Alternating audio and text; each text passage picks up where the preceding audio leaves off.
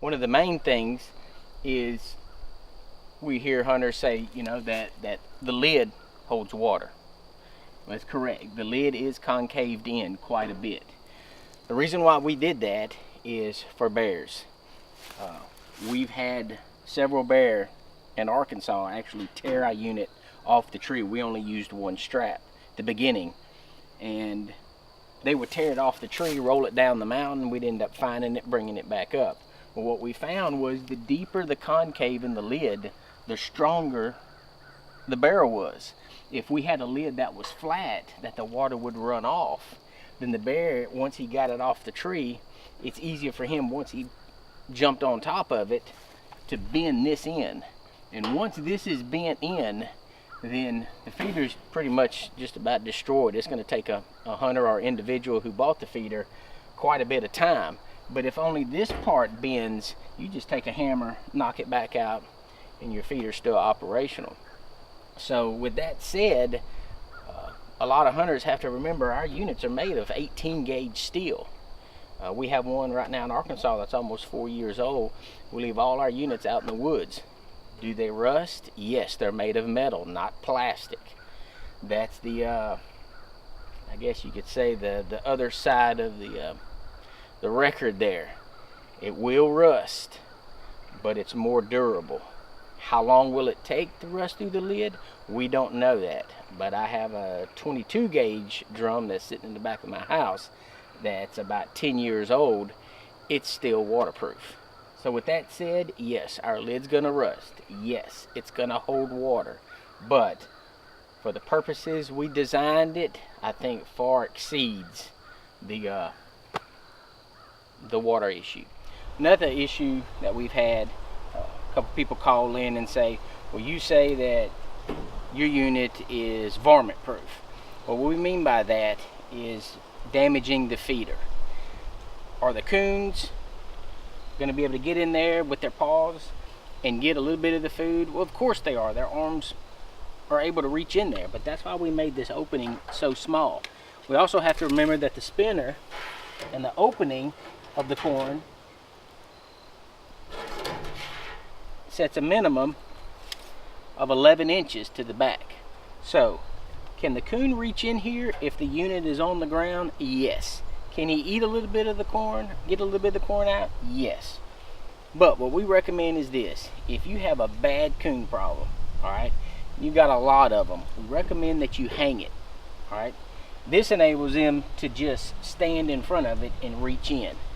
It's virtually impossible for them to get to the food. Can they? You bet. I mean, they've got all the time in the world to try to get into this thing, but if you have the proper lock door, this thing is lifted up. Even if they get on top of the unit, they can't slide down. Would they be able to stand on their hind legs? Possibly. And they're not going to be able to balance on this, reach in there, and get large amounts of food.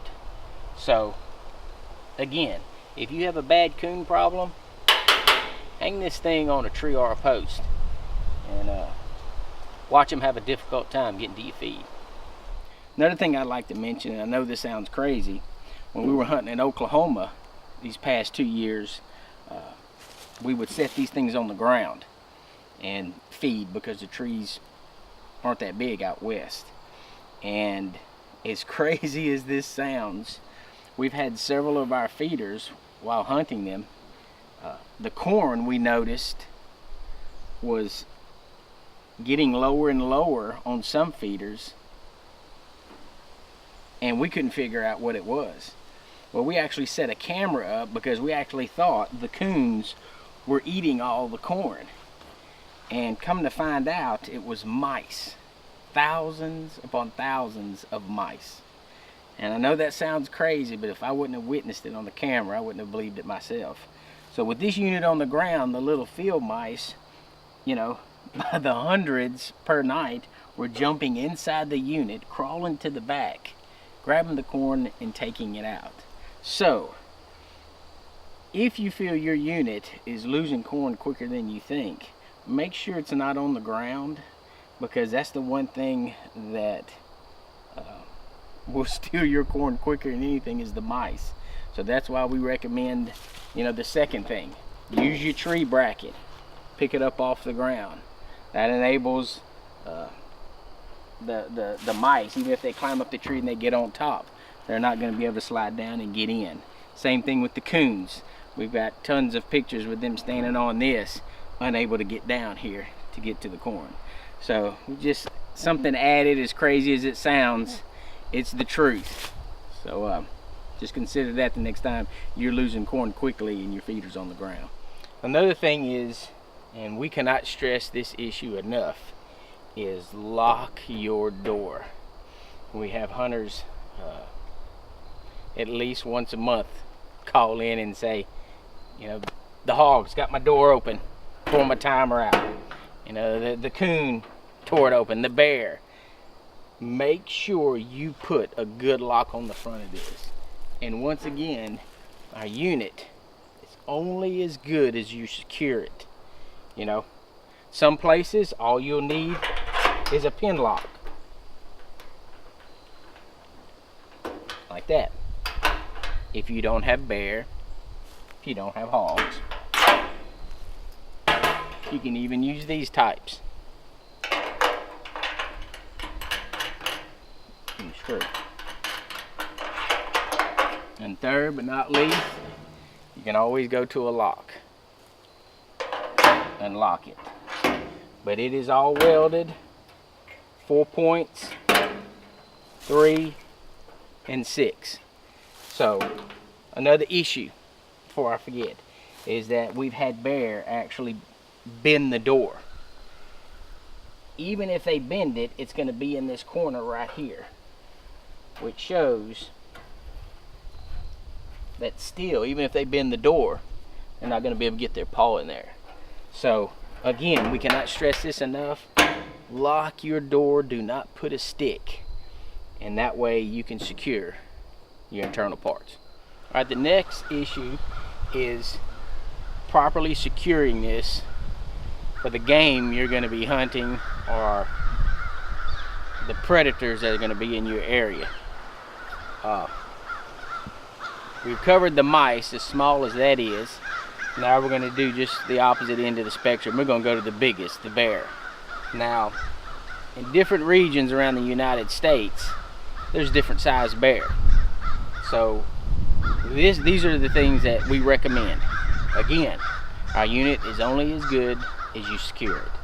For one, here's your first strap. It goes inside your bracket, which we've covered several times.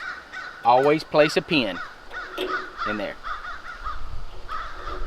This keeps the bear from lifting it off through the bracket. All right. Now, once you have this secure, we recommend for bear to have a second strap. Okay. This second strap goes underneath the leg right here and secures the bottom. This keeps the bear from twisting on it. And last but not least, you know the size of the bear in your area. If you need a third, put you a third strap on there. Once you secure these 3 points, you're done. But even at this level, the good thing about this feeder is you're still able to stand flat-footed and fill it up. And last but not least, the front latch. We have gone over that before. Make sure you put you a wire. Twist it on there. And you're complete. That way it keeps the bear from clawing at the latch and lifting this up and then popping your lid open. So here, your 3 straps and the lock on your door, and you're good to go for bear. Another issue one of the hunters had was, where do I put my timer? There's no compartment to place the timer. Well, the reason why we didn't put a compartment inside the unit was our unit fits multiple batteries. Not only does it fit multiple batteries, it fits different size batteries. So if you wanted to use an extremely large battery and it goes in, well then your timer would either have to go far to the left or far to the right. But if you wanted to use a smaller battery or multiple batteries, it could go to the front, it could go all the way to the back, you could line them. So what we thought was this: the hunter, once he placed his batteries, could choose where he wanted to put the timer. We recommend placing it right above the battery, putting it on top. That way, even if a little water does get in your unit, it's still secure and you're still able to close your lid. Same thing with a bigger battery. A lawnmower battery, same thing. Put it on top, shove it to the side, and you still have room to put all the other batteries. So that's one of the reasons why we didn't put a secure compartment inside the bigger compartment, because once again, it limits the hunter on what he wants to do with his feeder. We want to end on this. We're not claiming to have the perfect feeder. We know our feeder has flaws, but we're a company that is trying to improve year by year. We just want a feeder that's better and above the rest. Allows the hunter to hunt under any conditions, on any terrain, with any type of predator. We recommend that you call us, give us your complaints, give us your praises. That's the only way we're going to be able to improve this product, is by you, the hunters, calling in and letting us know on some of the things you love about it and some of the things you hate about it. But what I can't stress enough is this unit is only as good as you secure it. Remember your locks, remember your brackets, and hopefully we see you in the woods.